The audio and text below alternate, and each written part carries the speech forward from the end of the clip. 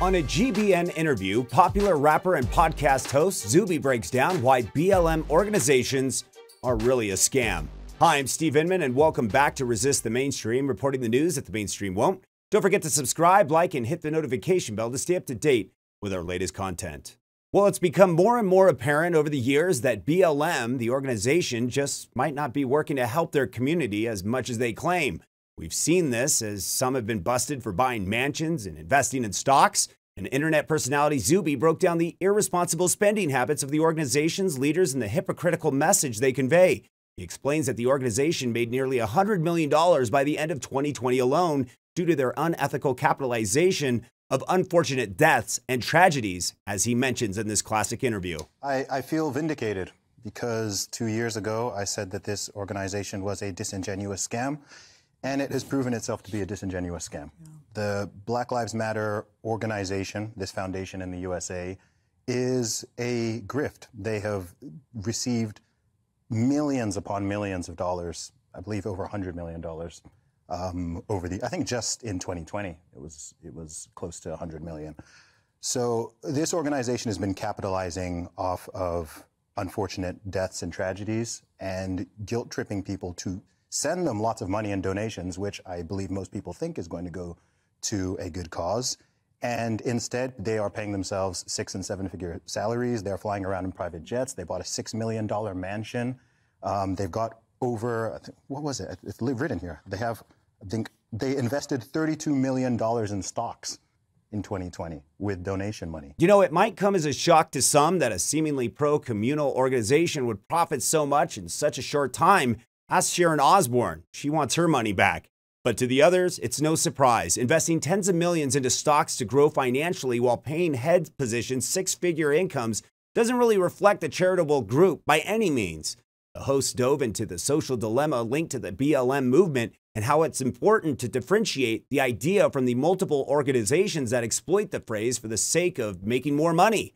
The BLM organization continues to profit via guilt shaming by people who disagree with the movement for any reason are labeled as racist.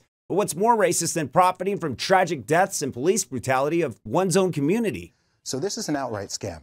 So when we talk about Black Lives Matter, it's important to note that this is a semantically overloaded phrase intentionally. It refers to at least 3 different things.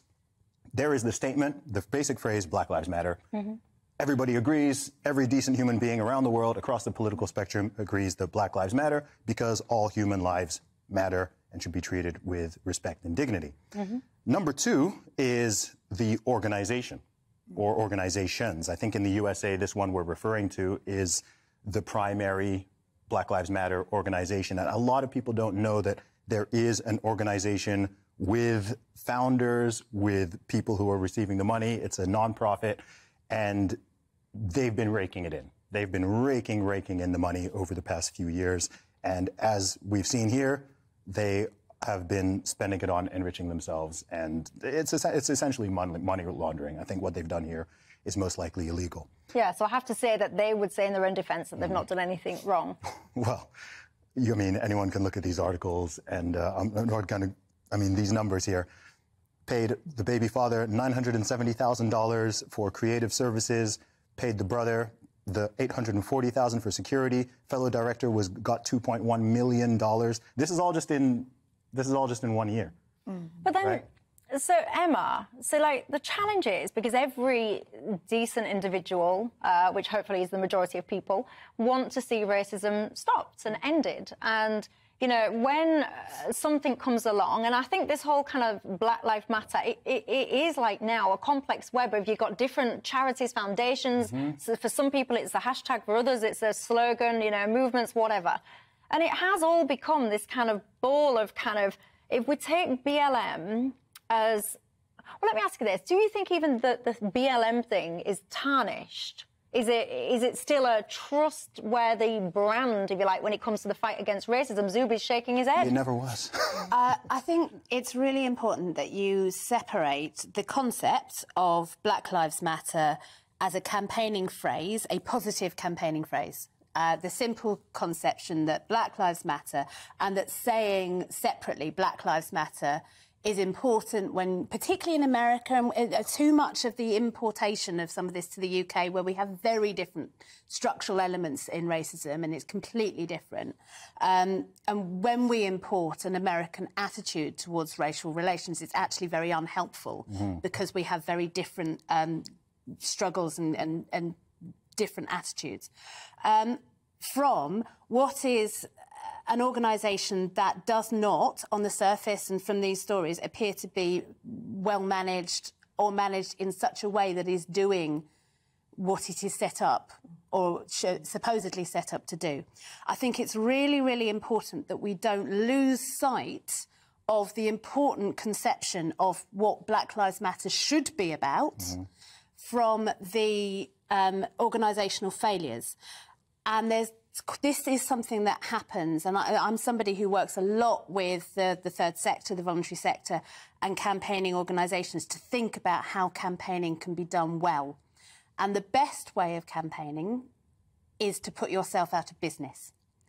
If you can get to a point where what your charitable objective is achieved, then you should be putting yourself out of business.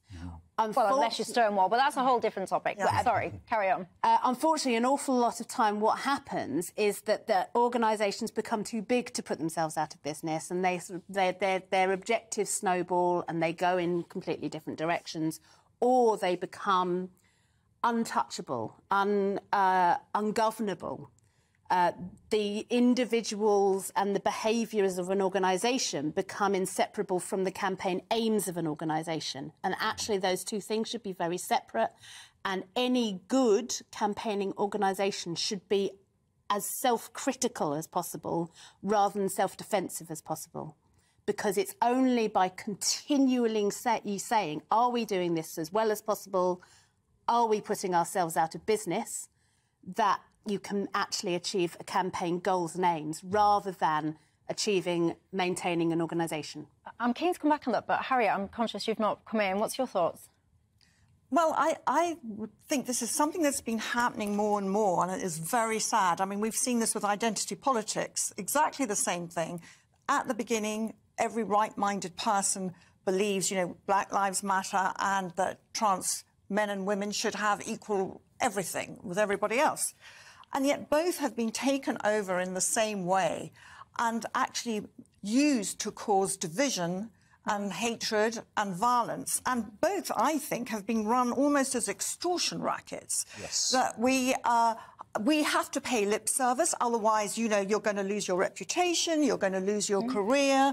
And it's very, very sad the way this has happened, and it's actually promoted, you know, great distress and not brought about the good things that we were led to expect it would. Yeah, because Zuby, one of the things that I find, well, I don't like it actually, is being told, right, unless you take your Instagram and put a black square on this time and this day and leave it there, then you are a racist. And as for you, unless you take the knee at all your football matches, your Formula One, whatever it is, then you're a racist as well.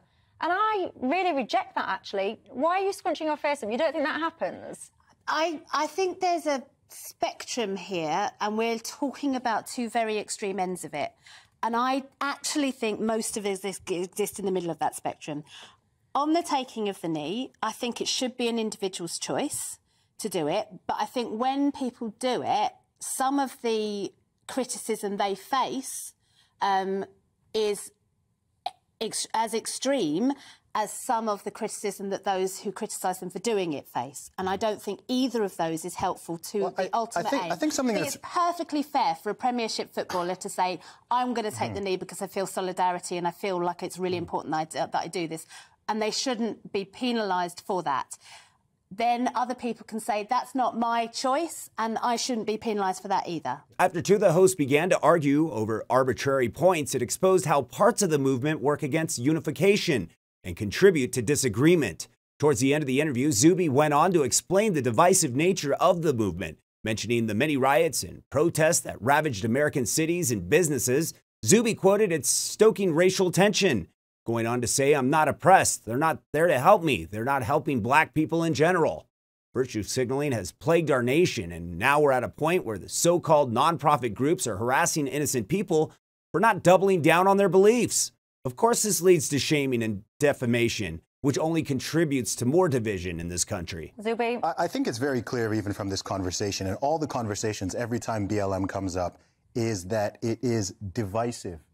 It's divisive. This is stoking racial tension, not just in the U.S. I mean, it's crazy it's been imported to the UK, but in the USA, it's exactly the same. You had cities on fire in 2020. There was so much tension. Multiple people got killed. Over 20 people got killed in the BLM protests and riots in 2020. So this started from one black man getting killed, and then you've got another few dozen getting killed. But Zuby, some of these organisations, they'll say to you, but Zuby, you are oppressed, and we're here to help you. I'm not oppressed. They're not there to help me, and they're not helping me. They're not helping black people in general.